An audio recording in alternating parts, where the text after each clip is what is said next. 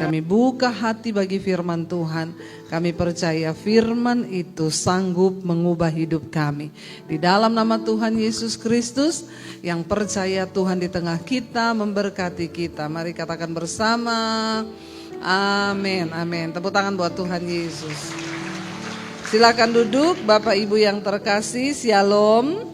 Apa kabarnya hari ini? Ya.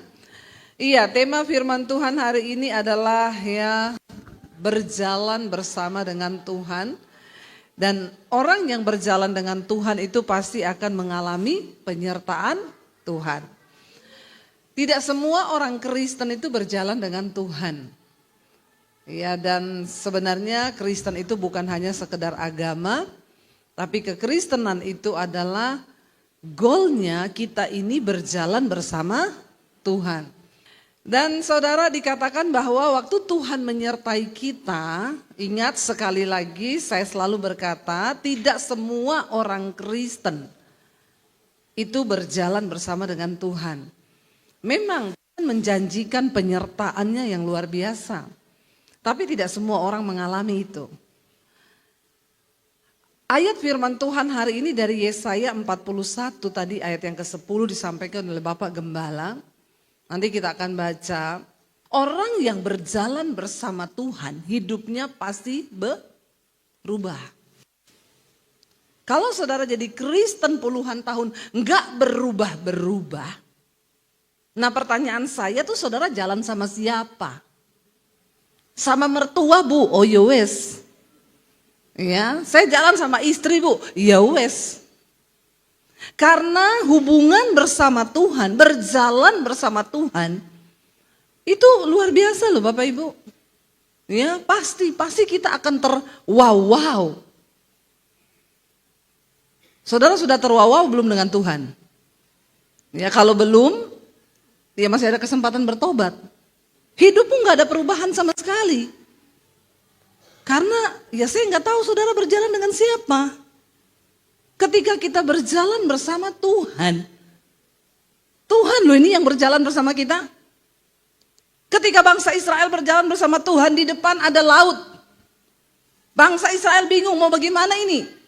Mujizat terjadi, laut jadi jalan. Berapa banyak jalan yang sudah Tuhan buat di hidup kita. Kita harus punya kesaksian-kesaksian itu loh Bapak Ibu. Karena kita berjalan bersama Tuhan. Udah ya, stop jalan dengan kekuatanmu sendiri, kau capek. Orang tuh jalan dengan kekuatannya sendiri capek. Kenapa? Karena ada banyak hal di hidup ini yang tidak bisa kita selesaikan hanya dengan kekuatan kita manusia.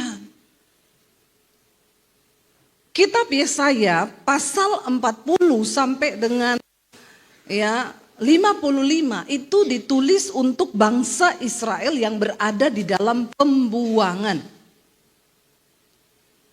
Dan kenapa mereka ada dalam pembuangan? Karena dihukum Tuhan. Kenapa mereka dihukum Tuhan? Karena hidup dalam dosa.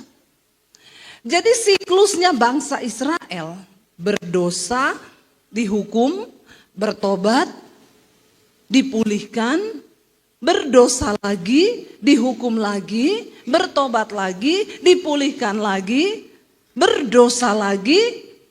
Itu siklusnya bangsa Israel. Jangan kau tiru, amin. Hidupmu akan berputar-putar di padang gurun. Ya, 40 tahun tidak pernah terjadi apa-apa dalam hidup kita. Kenapa? Cuma terputar-putar. Karena dosa, dihukum, bertobat. Dosa, dihukum, bertobat, dipulihkan. Baru dipulihkan, dosa lagi, dihukum lagi 2 kali lipat. Sehingga hidup kita gak pernah berubah. Cukup loh saudara, cukup bermain-main dengan Tuhan. Ketika bangsa Israel, Tuhan akhirnya mengangkat Yesaya sebagai seorang nabi untuk bicara kepada bangsa itu. Dalam setiap generasi selalu Tuhan tuh angkat nabi untuk bicara, untuk ingetin pertobatan. Dan semua nabi yang diangkat Tuhan cuma satu seruannya apa? Bertobat.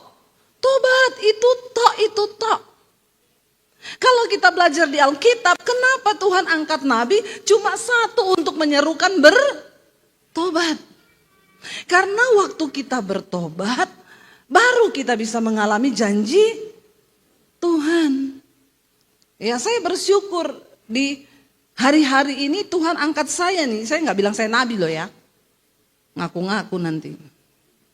Tapi Tuhan pakai saya lewat YouTube, lewat media sosial hari-hari ini cuma menyerukan satu hal saja, yaitu tentang pertobatan. Itu bertobat. Kalau hidupmu mau dipulihkan, bertobat. Jangan selingkuh, jangan kepahitan, jangan bersinah, jangan melakukan dosa-dosa. Karena sampai kapanpun juga dosa itu menyebabkan kutuk dalam hidup kita. Amin. Itu aja sebenarnya. Lalu saudara, ayat ini Tuhan bicara kepada Yesaya, kasih tahu pada bangsa itu. Tapi sebelum kita baca ayat ini, kita baca dulu Yesaya 40. Tuhan bicara lewat Yesaya, kasih tahu kepada orang Israel yang dalam pembuangan. Tuhan izinkan mereka diangkut semua ke Babel, menjadi budak di sana, bekerja di sana.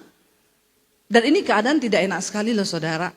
Tiba-tiba saudara diangkat dari Sentul, dibawa ya kemana? Dibawa kemana gitu ya? Yang dari sini dibawa kemana gitu untuk kerja paksa. Dibawa ke Poso lah, di tanah kelahiran saya. Ya, lalu di sana suruh kerja paksa saudara.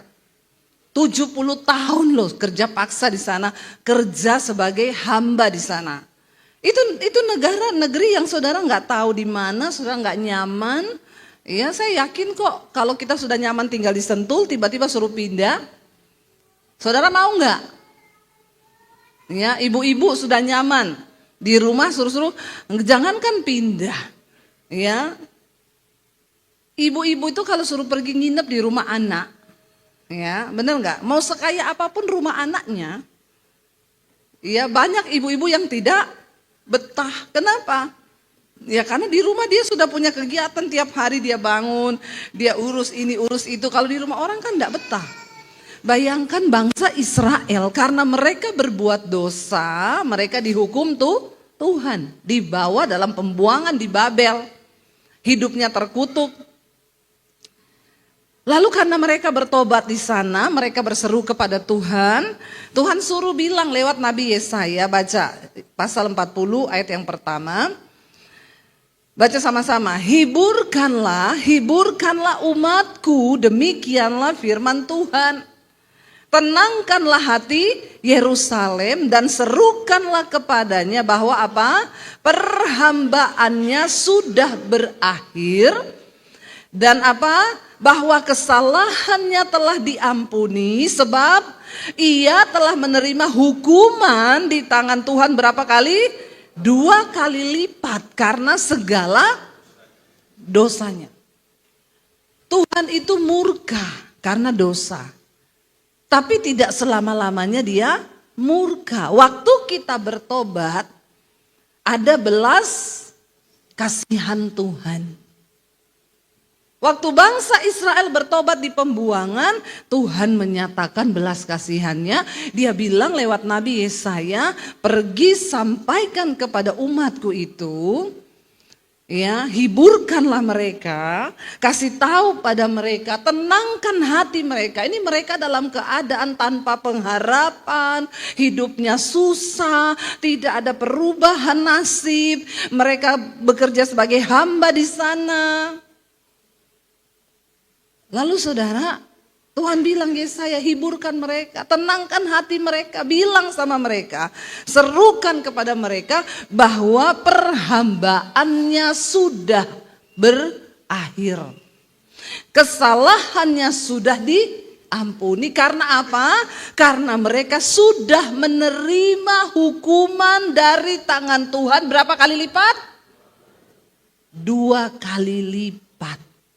Saya harus menjelaskan ini kepada saudara karena banyak orang Kristen sekarang sudah beranggapan kasih karunia hidup ini biar dia berdosa, biar dia selingkuh, biar dia bersinah, biar dia melakukan apapun, pokoknya kasih karunia. Lu siapa? Hello? Tuhan tidak berubah. Sifatnya tetap sama. Dia benci dosa. Nggak bisa menyatu, dosa dengan Tuhan tuh nggak bisa nyatu. Kayak minyak sama air, nggak bisa nyatu. Jadi kalau saudara terus berdosa, ya nggak bisa harapkan Tuhan berjalan dengan kita. Nggak mungkin itu terjadi. Dia suruh Yesaya kasih tahu, aku sudah ampuni kesalahannya. Karena sudah dibayar dengan hukuman 2 kali lipat. Saya nggak mau Tuhan bayar harga 2 kali lipat. Aku nggak mau. Hidup terkutuk, hidup berat, begitu saja. Karena tidak menghormati Tuhan. Nggak mau ya. Mending jadi anak yang denger-dengeran sama Tuhan. Kita denger-dengeran sama orang tua kita seneng kok. Amin. Ya, apalagi Tuhan. Kalau kita mau jadi anak yang denger-dengeran, dia seneng. Lalu dikatakan kepada Yesaya, kasih tahu sama anak-anakku. Masa perhambaannya akan berakhir. Mereka akan segera dilepaskan. Karena dikatakan, aku akan membangkitkan seseorang yang akan datang untuk membebaskan mereka. Ini juga gambaran tentang Yesus Kristus. Kita tadinya hidup diperhamba oleh dosa. Tapi dibangkitkan dari keturunan Daud. Ya, Yesus Kristus datang untuk membebaskan kita. Jadi perjanjian lama itu semua merupakan gambaran dari perjanjian baru. Nggak bisa dipisah. Nggak ada pengkhotbah bilang begini, itu Bu Debbie Basir jangan didengar. Itu pendeta perjanjian lama. Pret kau. Kenapa bisa ada pendeta memisah-misahkan perjanjian lama dan perjanjian baru? Justru dari perjanjian lama lah saya belajar tentang sifat Tuhan. Saya belajar tentang Allah yang kudus itu. Saya belajar tentang hukum-hukum Tuhan itu dari perjanjian lama. Tapi memang tidak ada seorang pun yang bisa diselamatkan kalau hanya melakukan hukum Taurat. Karena yang mampu, tidak ada yang mampu. Kita ini tiap hari berdosa. Makanya Yesus datang. Bukan supaya itu saudara hidup bebas bermain-main dengan dosa, bukan. Oh, darahnya tercurah. Aku bikin dosa hari ini, nanti minta ampun dikuduskan lagi dengan darahnya. Emang kau siapa? Hello? Kok sembarangan sekali ya menghargai darah Kristus itu?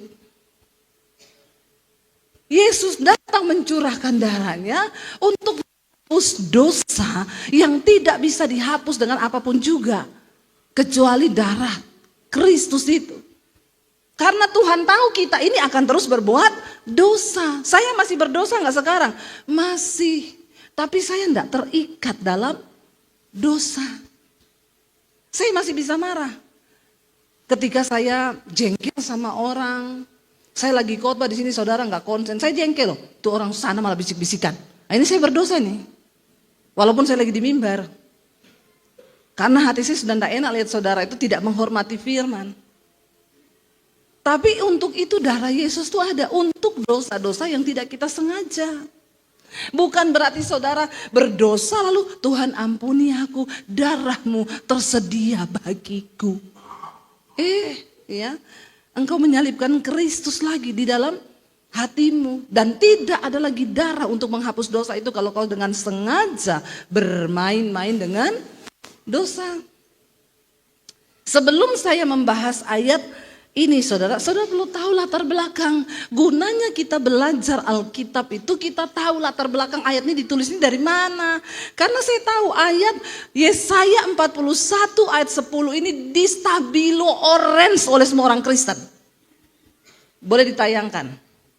Yesaya 40 ayat 10 ini 41 ayat 10, Yesaya 41 ayat 10 ini ayat bacaan kita hari ini. Ini ayat yang sudah distabilo semua oleh orang Kristen dimanapun berada. Karena ini ayat emas. Tapi sorry, ayat ini tidak terjadi untuk semua orang Kristen.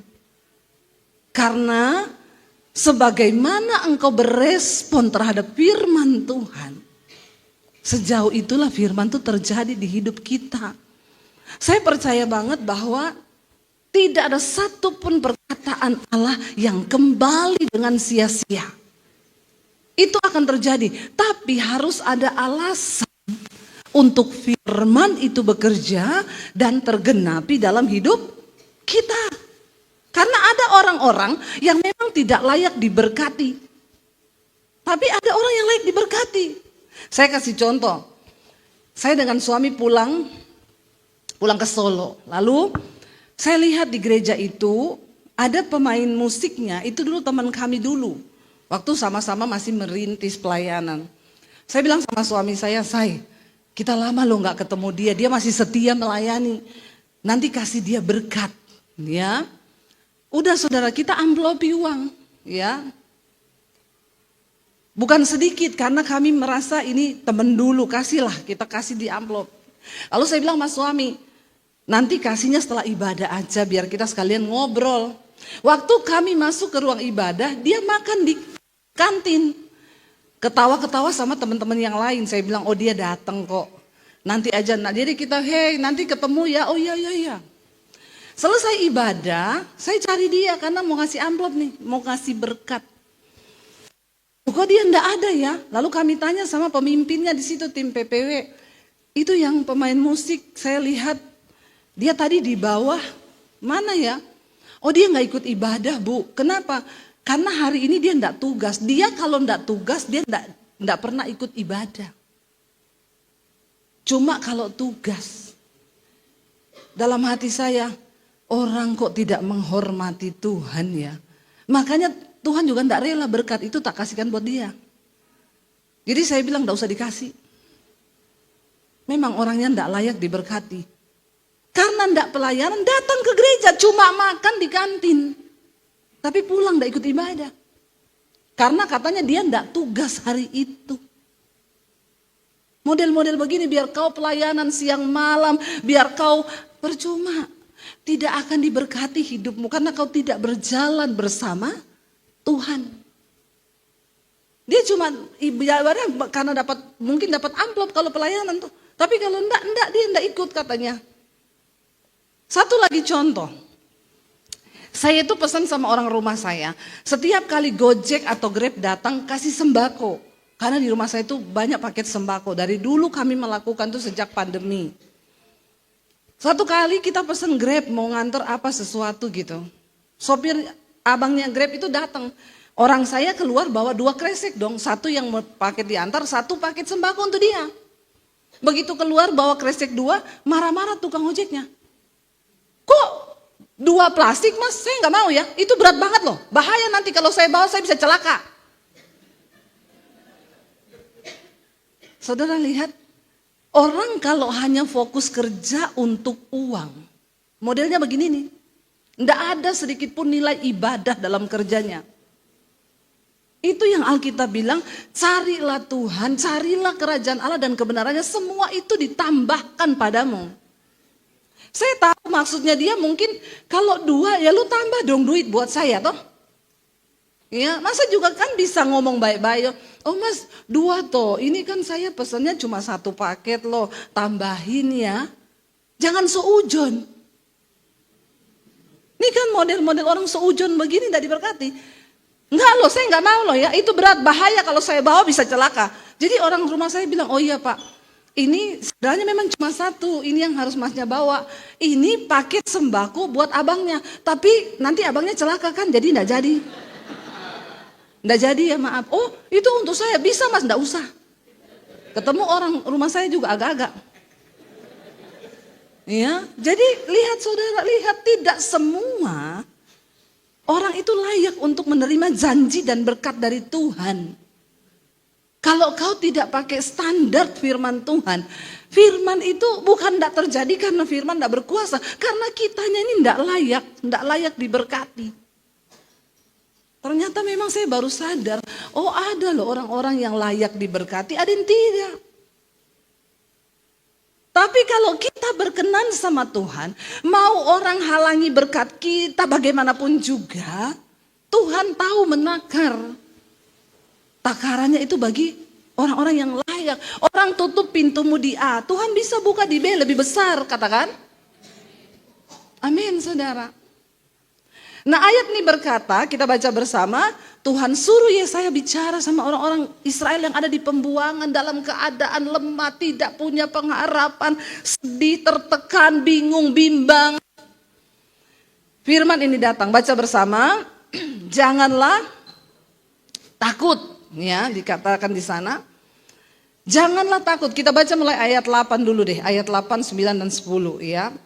Di sana dikatakan kalau saudara lihat judul perikopnya di sana adalah Israel sebagai hamba Tuhan. Ini Yesaya 41 ayat 8 sampai 10, Israel hamba Tuhan. Hanya terjadi bagi hamba Tuhan ayat ini.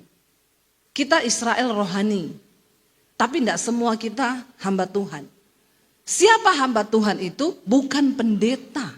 Hamba Tuhan adalah orang yang taat sama Tuhan. Jadi saudara juga termasuk hamba Tuhan kalau taat sama Tuhan. Nah, coba bilang kanan kirimu, kamu tuh hamba Tuhan, lo bilang. Ya. Kalau dia nggak taat bilang aja insya Allah gitu ya. Kan mudah-mudahan gitu ya. Jangan terlalu pede juga karena Tuhan tahu kita kok. Banyak orang Kristen itu terlalu pede. Aku percaya Tuhan menyertai, Tuhan memberkati, malaikat disuruh gini. Pret. Ya, Tuhan tahu kok siapa milik kepunyaannya, dia tahu kok. Dia tahu dan sangat tahu. Dan dia menyertai orang-orang milik kepunyaannya itu. Ayat 8 berkata begini. Tetapi engkau hai Israel, hambaku hai Yakub yang telah kupilih, keturunan Abraham yang kukasihi. Kita ini semua secara rohani keturunan Abraham. Orang yang dipilih Tuhan. Bilang lagi kanan kirimu, kamu tuh dipilih Tuhan loh. Bilang ya. Kalau dia nggak respon bilang, dipilih Tuhan loh kau itu. Ya, bilang lagi, jangan sia-siakan loh pilihan Tuhan atas kau. Bilang begitu. Ya, supaya saling mengingatkan kita ini. Dikatakan begini, engkau yang telah kuambil, ayat 9, dari ujung-ujung bumi, yang telah kupanggil dari penjuru-penjurunya. Aku berkata kepadamu, engkau hambaku, aku telah memilih engkau dan tidak menolak engkau. Ini ayat juga yang saya dapatkan, saudara. Bayangkan tadinya keselamatan itu hanya untuk Israel. Tapi karena mereka tidak taat, Tuhan beri keselamatan itu bagi semua umat manusia. Termasuk kita ini yang dari ujung-ujung bumi. Bayangkan dari timur tengah sana Israel sampai ke Sentul, ini ujung bumi kan. Jauh enggak? Dari ujung-ujungnya loh kita dipanggil. Jauh loh saudara, kita ini dipanggil Tuhan. Aku telah memilih engkau dan tidak menolak engkau. Iya, kita ini sudah dipilih Tuhan, Tuhan enggak tolak. Ayat 10 baru berkata di sana apa? Janganlah takut sebab aku menyertai engkau, janganlah bimbang, sebab aku ini Allahmu, aku akan meneguhkan bahkan menolong engkau, aku akan memegang engkau dengan tangan kananku yang membawa kepada kemenangan. Wow enggak? Wow, ini berjalan bersama Tuhan. Yang pertama, jangan takut. Karena orang yang takut pasti tidak percaya Tuhan. Waktu kau takut berarti engkau sedang tidak percaya Tuhan. Orang yang takut berarti sedang tidak beriman. Jadi jangan takut. Apapun keadaan kita, belajar untuk mempercayai Tuhan lebih dari ketakutan kita. Percaya saja. Saya ingat waktu pesawat rusak kita berangkat ke Israel. Suami saya harus menemani 118 orang waktu itu, rombongan dari Jakarta. Saya sudah ada aman di Jordan karena kelebihan penumpang. Di pesawat nggak ada seat, saya temani beberapa orang naik pesawat lain. Waktu itu, saudara sudah dengar mungkin kesaksiannya, pesawatnya sudah mau terbang, ada satu peserta saya sakit. Dia tiba-tiba kayak asam lambung, ditusuk mahnya, dia kesakitan. Sampai ditanya, ibu memang ada asam lambung? Enggak pernah saya sakit seperti ini. Baru kali ini saya tuh sakit seperti ini. Akhirnya diberi waktu 15 menit. Sudah selesai, pilot datang pramugari. Bu, kita enggak bisa tunggu ibu. Ini pintu harus segera ditutup karena kami harus terbang. Sudah telat 15 menit karena ibu. Suaminya memohon, jangan Pak, tolong Pak. Kalau saya lihat istri saya turun, anak saya pun turun. Kehilangan uang ini 3 orang. Lalu pilotnya bilang, kita tambah 15 menit. Kalau tidak sembuh ibu harus turun. Pintu harus ditutup. Begitu setengah jam lebih saudara, pilot datang lagi. Gimana bu, udah sembuh belum? Belum, masih sakit. Pilot bilang turun, pintu ditutup. Waktu ibu ini mau berdiri, tiba-tiba dia bilang, sembuh aku sembuh. Semua bingung, enggak mungkin loh. Ibu jangan ngaku-ngaku sembuh ya, jangan bikin masalah di udara nanti. Aku sembuh. Beneran? Iya bener kayak diangkat sakit itu enggak ada. Oke, kalau hitungan 1 sampai 10 ibu di posisi mana? 8. Oke, berarti bisa berangkat. Oke, pintu ditutup. Begitu mau jalan mesin pesawat mati. Mogok pesawatnya. Dicoba hidupin, enggak hidup-hidup. Dicoba hidupin, enggak hidup-hidup. Akhirnya diumumin. Bukan ibu itu yang turun. Semua penumpang harus turun. Kenapa? Karena dinyatakan pesawat error system. Bayangkan kalau sudah terbang setengah jam yang lalu, maka semuanya landing di laut. Memang Tuhan itu turut bekerja dalam segala. Jadi kemarin yang mati-mati itu sudah waktunya mati. Tidak usah salahin burung. Burung itu cuma cara. Iya enggak? Iya. Waktu yang pesawat Aljazair jatuh, yang meninggal itu yang di tengah-tengah kan. Yang depan sama belakang enggak mati. Jadi para peneliti berkata, mereka mau teliti kalau duduk di pesawat di bagian mana itu yang aman, enggak mati. Besoknya Jeju, masalah mati semua. Enggak usah kau cari-cari tempat aman mau duduk di mana. Paling aman tuh dekat Tuhan. Kalau saya melihat itu sudah waktunya. Makanya jangan terlalu percaya dengan omongan yang kelihatannya positif tapi menyesatkan. Saya melihat di Instagram, berolahraga 1 jam, terbukti menambah umur 3 menit. Terus semua orang rajin olahraga, kalau gitu aku 10 jam biar tambah 30 pret. Ya, itu atlet olahraga mati ketiban alat berat. Masih muda, ototnya kering, nggak ada lemak. Jadi jangan menggeser imanmu selain pada Tuhan. Amin. Lalu akhirnya saudara semua penumpang turun itu. Mereka diinapkan di hotel. Nginep 1 malam lebih saudara. Akhirnya besok dinyatakan besok pesawatnya berangkat karena teknisi dari negara pesawat itu didatangkan. Dia perbaiki sistem komputerisasinya terus bisa hidup. Akhirnya kita berangkat besok saudara. Semua senang tapi karena ada 1 orang yang takut dan menyebar roh ketakutan. Dia cuma bilang begini. Kita berangkat pakai pesawat yang sama loh. Komputer kalau dibenerin kan bisa 2-3 kali tuh errornya. Apalagi kalau ada virus kan bisa habis diperbaiki mati lagi tuh. Lalu cuma kata-kata 1 itu menyebarkan roh ketakutan. Sampai yang lain gini, Pak ini kita nekat berangkat. Lah ini mau menenangkan 118 orang ini. Ya, untung suami saya seperti Musa. Saya baru mengerti hari itu kenapa Tuhan suruh saya berangkat duluan. Kalau saya enggak berangkat hari itu saya bubarin itu grup. Bener, emosi saya. Mereka itu, ini gimana loh? Ada yang telepon saya di Jordan. Bu, ibu yakin ini peserta ibu semua berangkat dengan pesawat yang sama? Minta dong kita ganti pesawat. Ya kita nggak bisa ya. Saya nih kebetulan bukan komisaris dari penerbangan itu ya. Saya nggak bisa urus begitu. Ya kita berserah sama Tuhan saja bu. Berserah sama Tuhan. Ibu jamin nggak itu pesawat nggak rusak lagi? Saya bilang, bu kamu pikir juga saya mau pesawat itu rusak? Kalau rusak mati ada suami dan 3 anakku di situ. Kau pikir juga saya mau jadi janda? Mikir. Kalau kau takut nggak usah berangkat.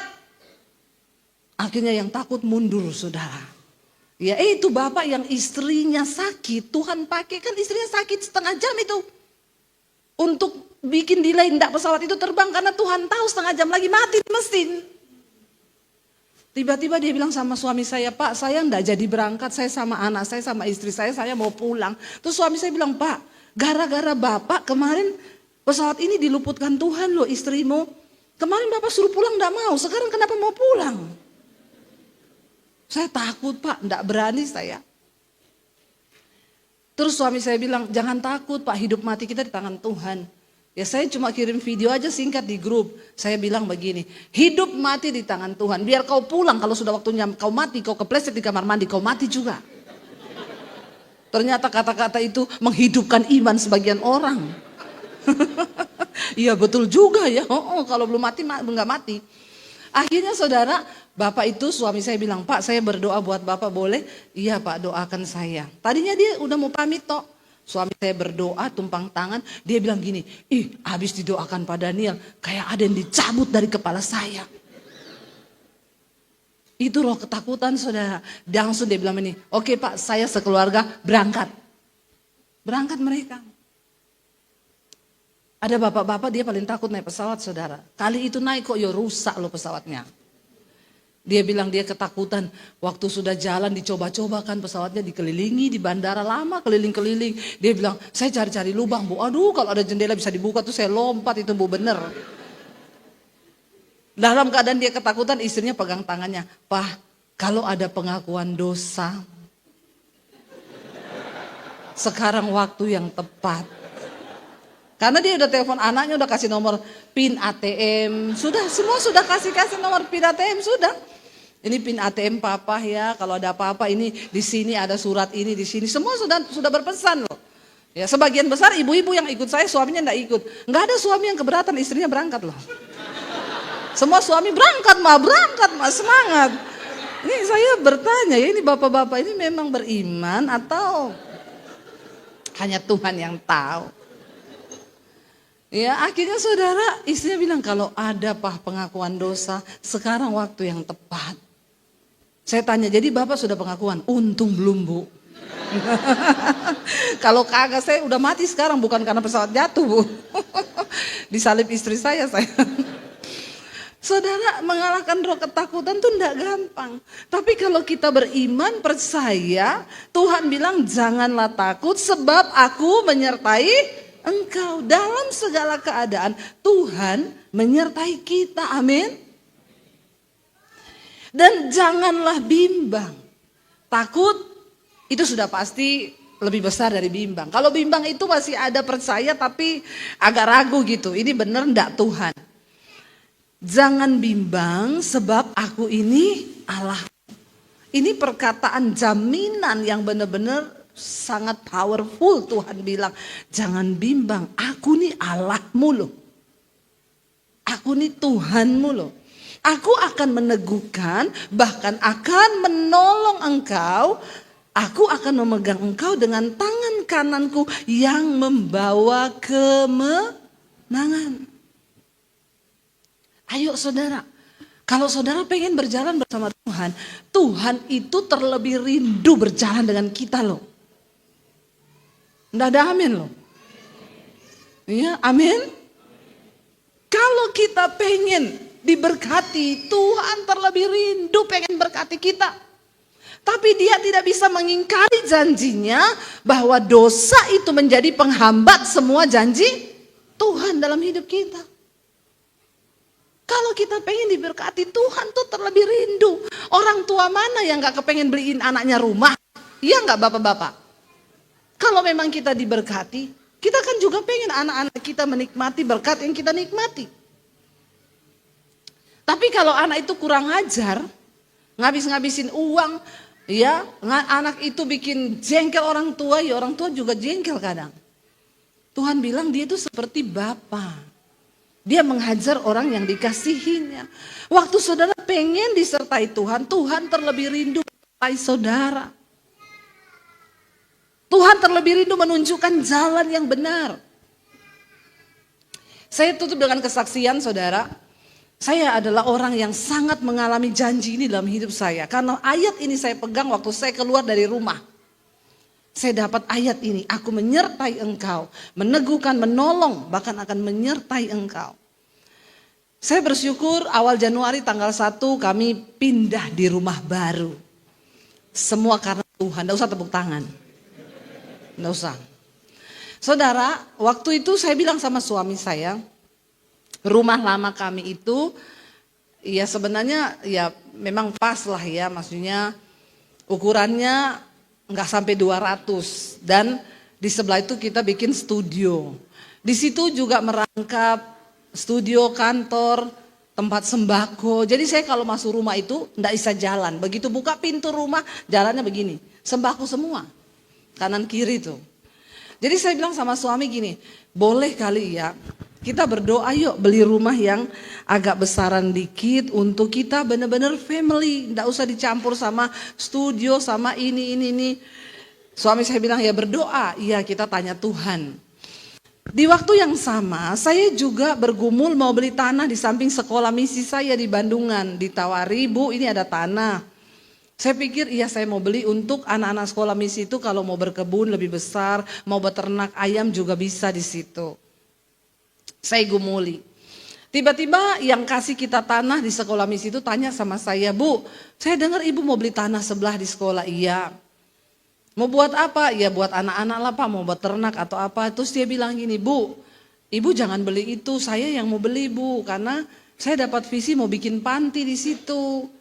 Ya mungkin nanti ada orang-orang tua yang gak punya rumah di masa tua, pendeta-pendeta yang sudah tua, nanti mau saya taruh di situ.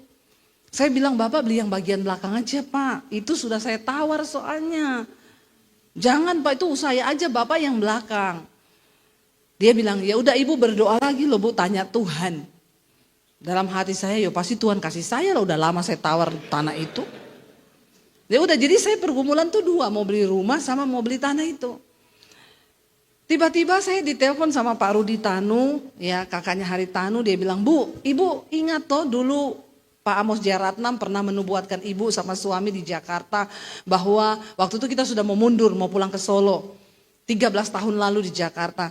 Lalu Pak Amos menubuatkan kita, jangan mundur satu langkah pun, aku akan beri pekerjaan perkara besar buat kalian di Jakarta ini. Tapi waktu itu, waduh nggak mungkin lah. Dan itu terjadi setelah 13 tahun. Benar-benar Tuhan menepati semua omongannya Pak Amos itu terjadi hari ini dalam pelayanan kami. Jadi Pak Rudi bilang, kalau ibu mau, saya ini mau ngajak dia makan malam. Ibu mau nggak cerita sama dia dong, bersaksi bahwa nubuatannya terjadi. Oh iya oke Pak, oke. Kami makan malam bersama. Setelah itu saya bersaksi sama dia. Saya nggak minta didoakan saudara, mau pulang. Pak Amos bilang, saya mau berdoa buat kalian berdua.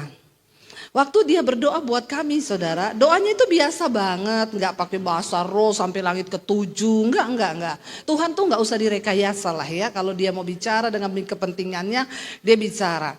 Tiba-tiba Pak Amos bilang begini, saya lihat ya, Tuhan kasih tahu ibu sedang menggumuli sebidang tanah. Kan saya nggak cerita sama dia. Tapi Bu, bukan ibu yang beli tanah itu. Itu orang lain yang akan beli dan di situ nanti akan ada panti.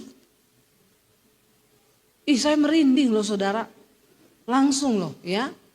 Tapi jangan saudara ikut-ikutan ya, kalau gitu saya minta dong dinubuatin dong. Ya terus kita jadikan pendeta dukun ya. Ya, jangan salah, kalau Tuhan tidak berkepentingan. Kalau saudara datang, Pak saya mau dinubuatin, bertobatlah kau banyak dosa begini. Nah, itu terjadi nanti ya begitu. Lalu dia bilang gini, ibu lagi bergumul untuk sebidang tanah, tapi ibu tidak akan beli tanah itu, orang lain yang akan beli dan itu di situ akan dibangun panti. Berarti kan benar Bapak itu kan? Wah saya langsung, oh iya yes terima kasih Tuhan. Lalu dia bilang lagi, yang kedua Bu, Tuhan akan kasih ibu satu rumah. Dan itu rumah untuk family. Ya, dan itu dengan cara Tuhan yang ajaib nanti Tuhan akan kasih sama ibu. Ya, dan benar saudara, kemarin tanggal 1 kami udah naik di rumah baru. Waktu engkau berjalan bersama Tuhan, enggak usah merekayasa apapun. Ya, pertolongannya terlalu ajaib, janjinya begitu luar biasa. Tapi dia akan memberikan bagi orang-orang yang layak untuk menerimanya. Ayo kita jadi orang-orang yang layak untuk terima janji Tuhan. Karena waktu engkau berkenan, biar orang tutup pintu sehebat apa, Tuhan cari engkau. Berkatnya itu akan mengejar engkau. Bukan ini tujuan kita, bukan. Tapi ini janjinya loh. Kan sayang kalau Tuhan udah janji terus nggak ditepati. Kita nggak, bukan Tuhan nggak tepati, kita yang tidak dapeti. Iya, kalau saya yang berjanji saya bisa nggak nepati sudah. Tapi kalau Tuhan, Dia pasti menepati janjinya. Iya, jangan berharap pada manusia karena manusia itu seringkali PHP. Pemberi harapan pret. Tapi Tuhan itu ya dan amin. Responi firman Tuhan dengan sikap hidup yang benar, maka itu akan terjadi. Amin. Waktu itu terjadi, engkau akan berkata, wow, ajaib Tuhan, ajaib Tuhan. Bangkit berdiri bersama saudara. Biar pujian ini menjadi doa kita di hadapan Tuhan. Ku tidak takut, sebab kau besertaku Tuhan.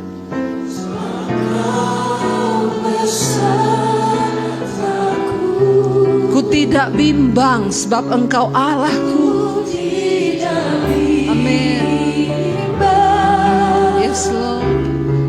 Sebab engkau Allahku, engkau meneguhkanku bahkan menolongku. Meneguhkanku bahkan menolongku.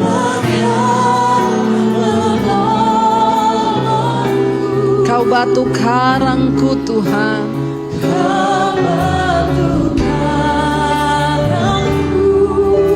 Amin. Yesus Tuhan. Sekali lagi saudara katakan, ku tidak takut. Ku tidak takut, sebab engkau beserta kami Tuhan. Itu janjimu. Amin. Ku tidak bimbang, sebab engkau Allahku.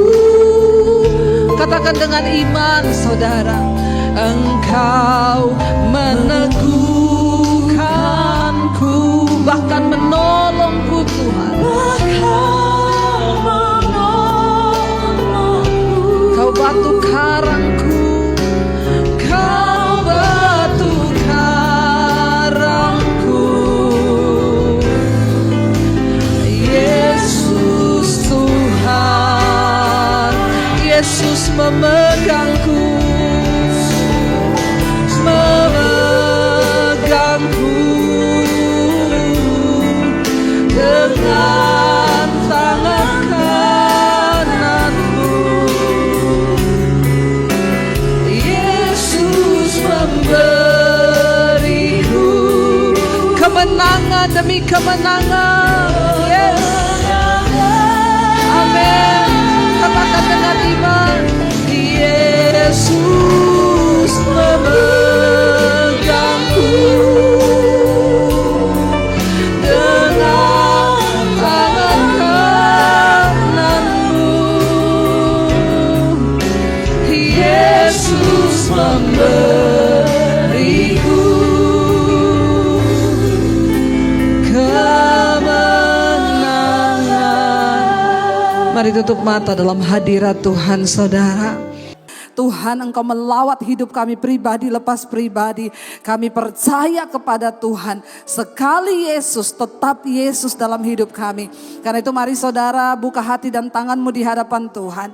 Terimalah kiranya berkat rahmat anugerah dari Allah Bapa, cinta kasih dari Tuhan Yesus Kristus, penyertaan Allah Roh Kudus yang akan terus menyertai hidup kita. Mulai dari hari ini bahkan sampai kali yang kedua. Tuhan Yesus datang kembali. Nama kita tercatat di dalam kitab kehidupan. Karena itu mari kita berkata di dalam nama Tuhan Yesus. Katakan bersama. Yang tegar.